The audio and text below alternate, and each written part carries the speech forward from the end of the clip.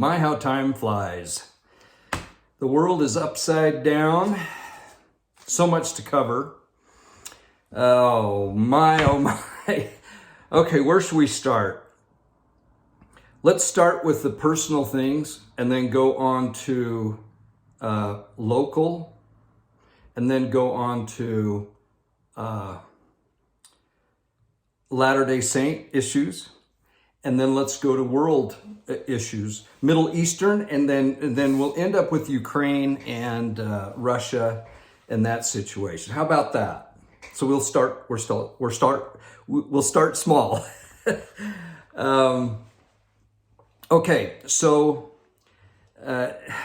actually you can't really separate personal. If you're a Latter-day Saint, for me anyway, there's no separation of personal and church. The church has the influence, and I'm going to talk about some really cool things I learned in my class today, a student today, but we'll mix it all up. So everyone's probably aware in the Latter-day Saint community, and I know there's listeners that aren't members of our faith, but are very good Christians. And I welcome you, and I'm glad you're here, and we'll talk about things that should interest you as well. So Friday, it was either Thursday or Friday, this is how they do it, especially a holiday weekend.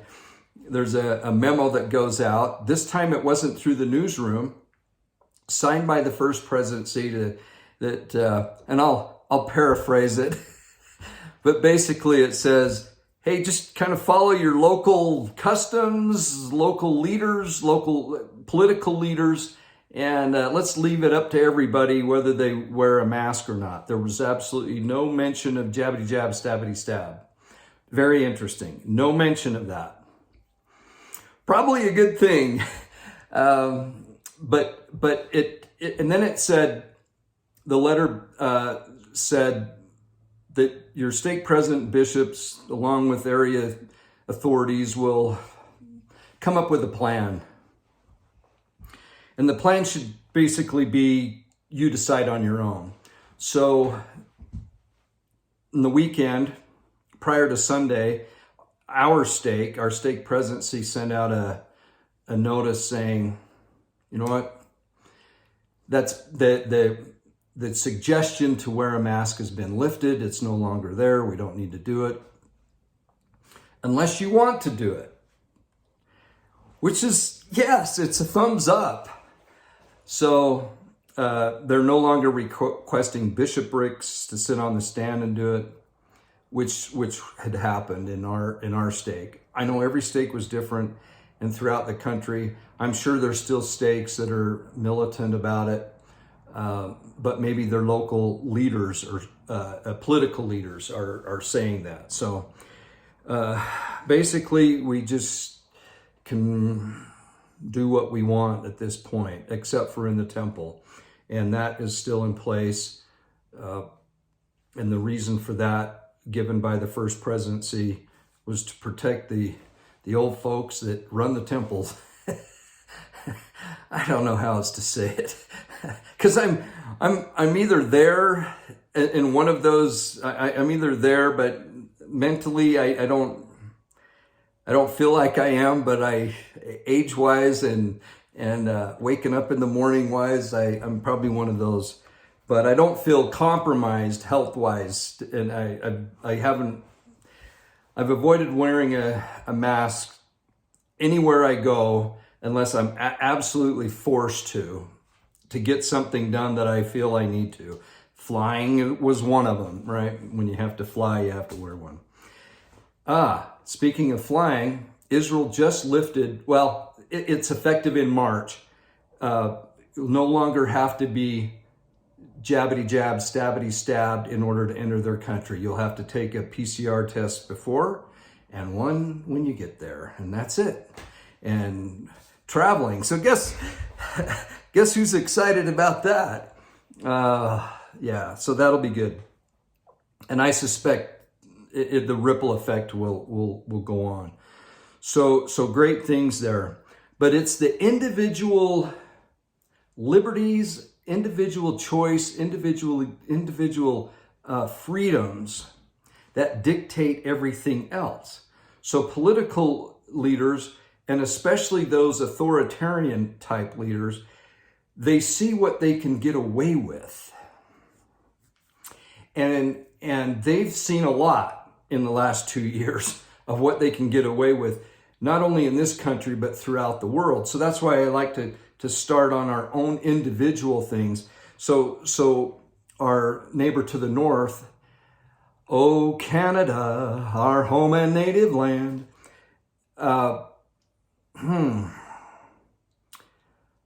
Basically, martial law, emergency order for the whole country. And the protest was basically focused on Ottawa. And it was a protest by truckers, pretty much concerning the jabbity jab, stabbity stab. And the mandate of it, not just the jabbity jab, stabbity stab, but the mandate of it. And Justin Trudeau declared a state of emergency, freezed assets, and not just frozen, but took them from over 200 people that were millions of dollars taken from individuals, seized because of the emergency order.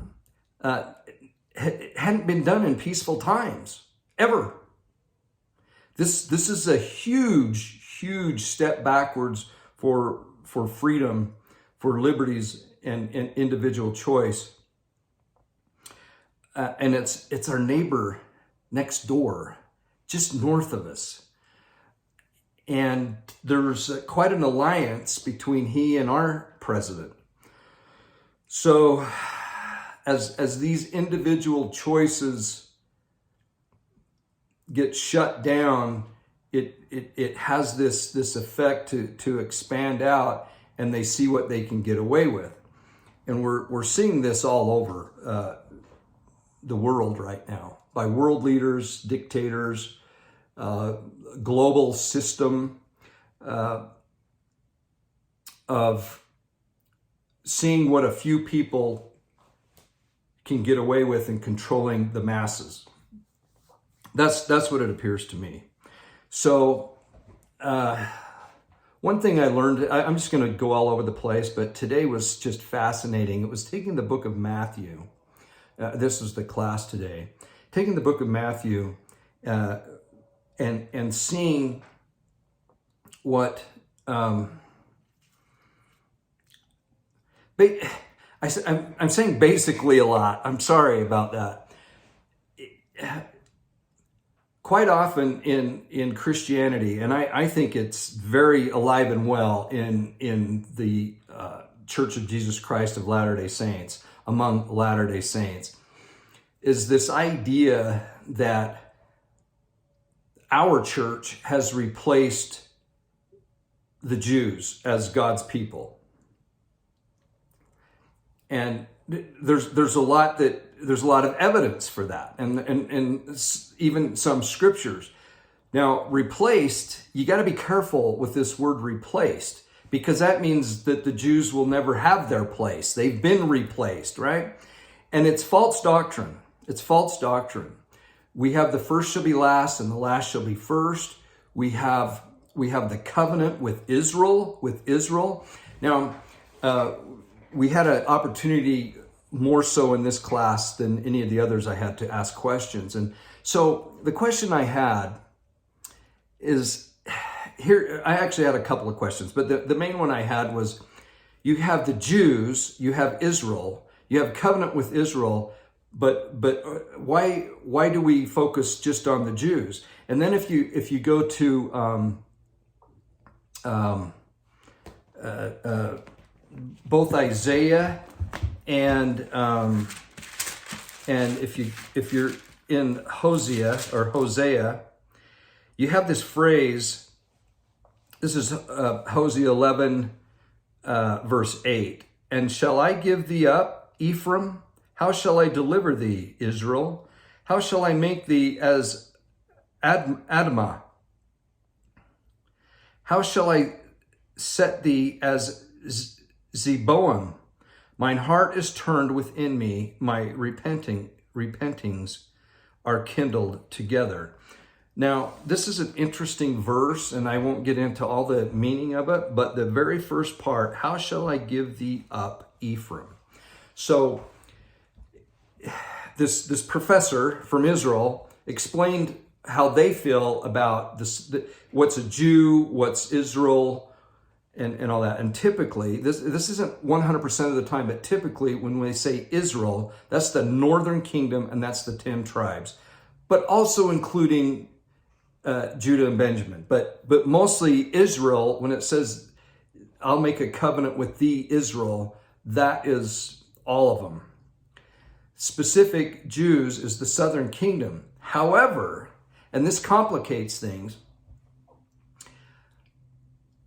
the Romans who started occupying, I can't remember, was it 200 BC or maybe even beyond or before that, but they started occupying, and of course, at the time of Christ, and the Jews started identifying. It didn't matter which tribe of Israel you were from; you were just called a Jew. Okay, now this makes a lot of sense to us as Latter-day Saints, because as we read the Book of Mormon, we read Nephi's words, who came from Jerusalem. Probably, we don't know his lineage per se, but we know Lehi, his father's lineage, is Manasseh, one of the northern kingdoms, right? One of the tribes of the northern kingdom. So, but the clue here, this is 600 years before Christ. But Nephi says, or 500 and something years, close to 600 years before Christ, we get the idea from Nephi that he goes, I am a Jew. Well, at least I consider myself a Jew because I'm from Jerusalem, and that's what we're considered, even though he might have been from a different tribe and probably was. Does this start making sense? So now, today, in today's time, when we think of Jews, it's all of Israel. It's all of Israel. So we stop looking at individual tribes. Now, at the time of Christ, they still looked at individual tribes as well, because we have John the Baptist said he was a Levite. Anna was Asher, I think. The prophetess Anna was from Asher. So they were saying which tribe they were from, just like Nephi might have, but I'm a Jew. You see how that is? So this is really interesting, because then we go to the Book of Mormon, the title page. The title page is so fascinating because it is part of the translation of the plates. This was in the plates. And the translation says, written to the Lamanites, who are a remnant. So they might not be the only remnant, but they are a remnant of the house of Israel, and also to the Jew and Gentile. Okay? And then again, it repeats it in the second paragraph, which is to show unto the remnant of the house of Israel what great things the Lord hath done for their fathers, and that they may know the covenants of the Lord, that they are not cast off forever. So we have the remnant, the Lamanites. And then it says, and also to the convincing of the Jew and the Gentile, that Jesus is the Christ. So if you're the tribe of Ephraim, as I am, part of the northern kingdom, you really could be considered a Jew in that sense. Now, I know there's some talk about the tribe, your lineage that is bestowed upon, not necessarily bestowed upon you. That's an interesting phrase, and I'll talk about that because I've heard this talked about. is that the patriarch is actually assigning you a tribe. I would beg to differ. This is my opinion. It's my opinion. Unless it specifically says in there, and I don't really care what the patriarch says about it, if he states that this is through the loins, he's speaking as a conduit through the Holy Spirit. And if he says through the blood of Joseph through his son Ephraim, or through the loins of Joseph through Ephraim, or just through the loins of Ephraim, or verbiage like that, I take that literal. I do. And it would make sense. Most of Ephraimites are Caucasian, European, not all. So don't get all excited, but a huge majority. That's where the growth of the church came from. England, Great Britain, that area where the tribe of Ephraim, which incidentally, the tribe of Ephraim, the reason why it's mentioned so much as a representation of the northern 10 tribes is because it was the largest of the tribes. The tribe of Ephraim was the largest. It was also the most rebellious and succumbing to worshiping false gods and all that. So, and really contributing to Assyria almost making an alliance with them to kind of just wipe out Israel and scatter them. So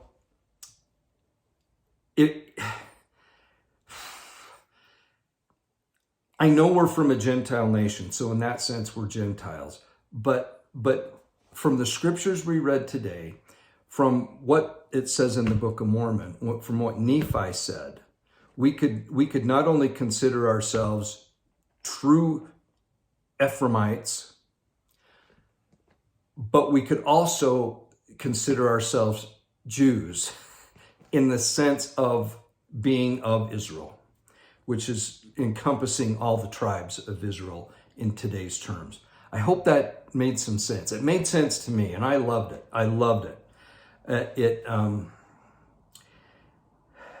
It just made things click for me, because now if you're a Jew that your family got scattered and you were in Poland or you were in Russia, Ukraine, all those places, incidentally, Ukraine, look it up. Interesting history in Ukraine. Many Ukrainians back World War II were responsible for wiping out 1.5 million Jews in their own country, Ukrainians aligning themselves with the other forces and exterminating Jews in their own country. So, we watch the news, we see, and we pick sides based on these simple stories. Jeez, we just don't know. It's easy to blame Russia right now and go, that Putin, he's just a bully and he's going to get his way. And he may be. But historically, I think he has a point that depends on how far back you want to go. And, that. So we have, I wrote these names down. You have these two parts of Ukraine. I'm all over the place. But you have I think it's called Luhansk and Donetsk. And they're in eastern Ukraine. They're more aligned with, and their leaders are more aligned with Russia. And they're saying, Russia, come in and help us become an independent, two independent nations, countries. And we'll be satellites of Russia, but we want you to help us get away from Ukraine. And then this allows Putin to go, yeah, you should be independent, and we will come in and help you. And doggone that, Ukraine, they shouldn't be bullying you around. You see how everything can get flipped so fast? And so his presentation today, Putin, was basically that. Hey, we're going to go in and help these folks who want to be aligned with Russia. They don't want to be part of the European Union and NATO and all that. They want to be part of us. Well, this can just open the door. So I don't, for Russia to expand all the way through. But I don't know what's going to happen there. And you know, I think if we would have had a different president in there in the United States, one that we had before, I don't think we'd even be having this discussion. Now, that's not to say that this shouldn't happen, and you know, I'm not making a judgment there for that. What I'm making a judgment is Russia is very good, and Putin is very good at reading what's going on in the world. And this is his window of opportunity with a weak United States. That's my opinion. Now, we could also look at China and see what they do with Taiwan now. Their timing would be just right just for that country as well, because who's going to resist? Who's going to lead the charge with sanctions and, you know, do whatever? Well, a little over a year ago and beyond, they pretty well knew what the United States was going to do, so they just kind of backed off. And now that they see how we left Afghanistan and how, you know, just the posture of the country right now, it's like, we're not worried about the United States. Let's just go ahead with our plan that we've always had.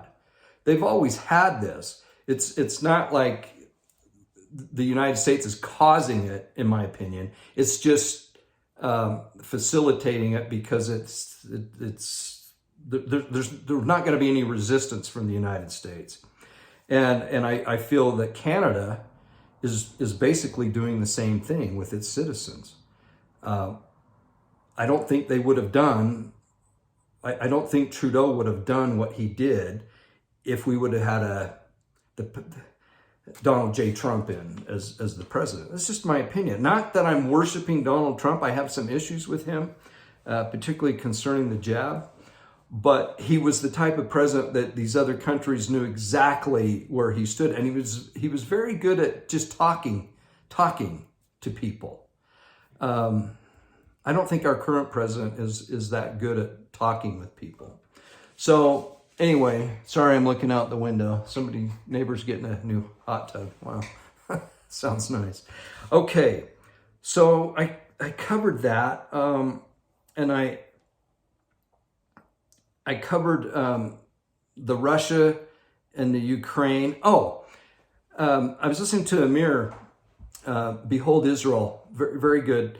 And I totally agree with him. And I've talked about this before on my own, but it's nice to hear a validating voice. But he said biblical prophecy is never prophecy about one country versus another country, like the United States and Russia, or the Russia and Ukraine. There won't be anything in there. It's always another country and Israel. And that's what I've talked about a lot. It really is all about Israel when it comes to our scriptures. So how does this fit in Russia, Ukraine? How does it fit in with Israel? Well, here's a thought that I have, and Amir, I think he talked about this as well. But Russia is already in Syria, bordering Israel. Weird alliance. Also, Iran is in Syria with Hezbollah, and you have this weird. You have Syrians, you have Russians, and you have Iranians, and they're doing stuff there. And anytime Israel feels a threat, like there's arms coming in or there's things coming into Syria, they'll attack and they'll send missiles into Syria.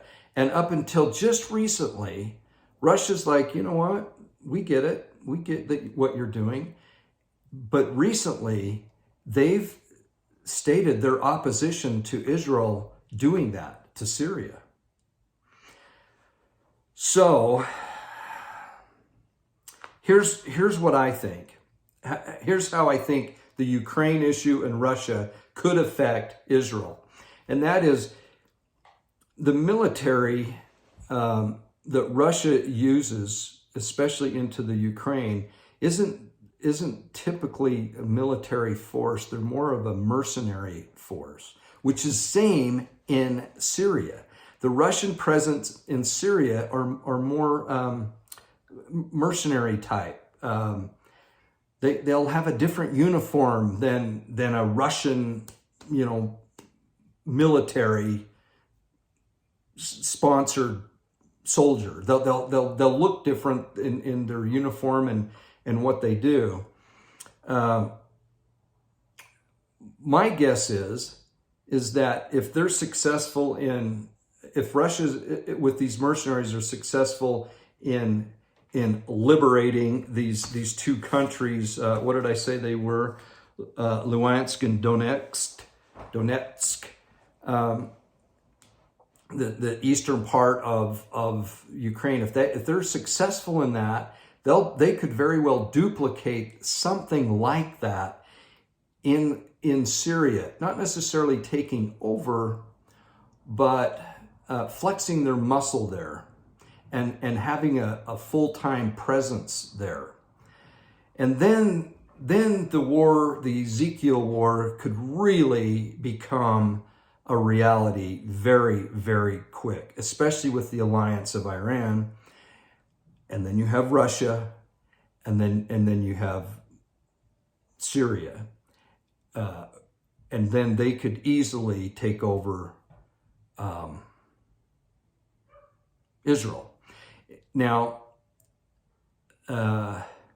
Amir, I believe it was him, stated that his feeling is that Damascus has to fall, and then that will be the beginning of the end, I guess, of the beginning of that Ezekiel war that's prophesied. That's really the kickoff to all these things happening. So we got to pay close attention to Syria, Damascus, and to Iran, their support for Hezbollah, and Russia's presence in Syria, and see how that all works with the situation in Ukraine. I don't know. It's kind of crazy, but when we're talking about biblical prophecy, and then especially concerning the last days, these are critical things. And if we think of how all these things affect Israel, then that makes a lot more sense than trying to calculate, this country doing this and that, because that's been going on forever. But we'll concentrate on how that affects Israel. So that's that. I'm trying to think if there was anything else that I've had going on.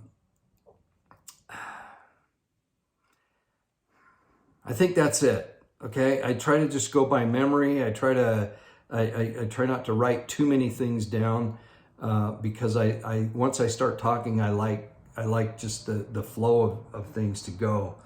But there's definitely a blessing in the church and the first presidency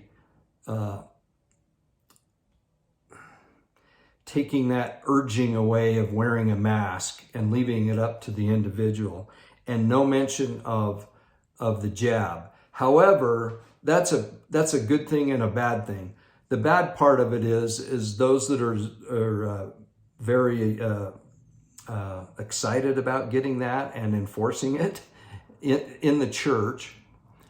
They'll say, well, there's been no other thing written, so we go back to that August letter, and that's the way it is, and we're going to continue to push that, and we're going to continue to say, if you don't get it, you're not following the prophet. So there's that element of it. I look at it more like, interesting that it didn't come through the newsroom, and interesting that there was no mention of the jab. So now that there's been some new evidence out there, the safe and effective has been kind of questionable, especially through the Omicron variant, where many people that had been fully jabbed still tested positive. It put a lot of that in question. So I appealed my video that had I thought it was very benign, but I've appealed, so I'm waiting to see if that video will be put back up. It's I can't even remember the name of it now. It has nothing to do with jabbity jab, stabbity stab, but for some reason it got taken down. So that's still in place. The policing, the censoring, it's still in place, but so we have to be careful. But I think these are definitely exciting times. Oh yeah, one last thing I wanted to bring up. In Utah and probably most of the West, we've experienced a drought for the last 2 or 3 years, and it's looking pretty grim this year. And so there's been this idea in our stake to pray for moisture, to petition God to give us moisture. And I kind of wanted to get your thoughts on it, of should we be praying for moisture, or should we be praying that we're deserving of it and praying for us to be worthy of it? Or should we be praying that to be accepting of whatever, because maybe this is a humbling thing that God's giving us. And the last thing that he would want is for us to have more water, because that might not keep us in a humble spirit. You see what I'm saying? Because if you look at prophets of old that have asked God for, famine or drought or, whatever it might be to humble the people, both in the Book of Mormon and in the Bible, particularly the Old Testament, when we see those things happen, that's the will of God petitioned by a man of God.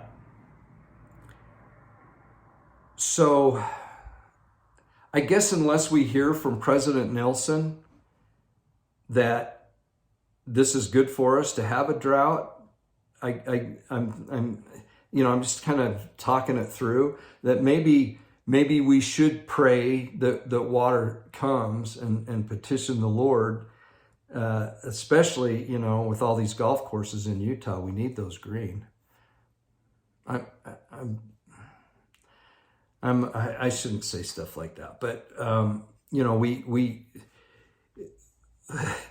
we claim that there's not enough water and the reservoirs are empty, but have you seen a dry golf course? I haven't. They're all green as green.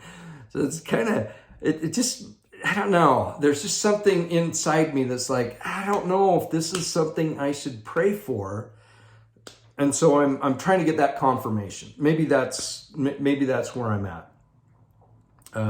That's something that I should appeal to the Lord. Obviously, I want water. I want green lawn just like anybody else, and I want water to drink. And I want to take my weekly bath. Just kidding. But you know what I'm saying? I want those things. It's not that I don't, but I'm just wondering if that's something I should pray for or not. I'm wondering if you had those same kind of thoughts and questions. Okay, I've rambled enough. I'll talk more about my class as the week goes, because there's just so many cool things. The book of Matthew, they say it's the most Jewish of the Gospels, and it points to Christ's genealogy. It refers to so many scriptures where it says, and this one was fulfilled.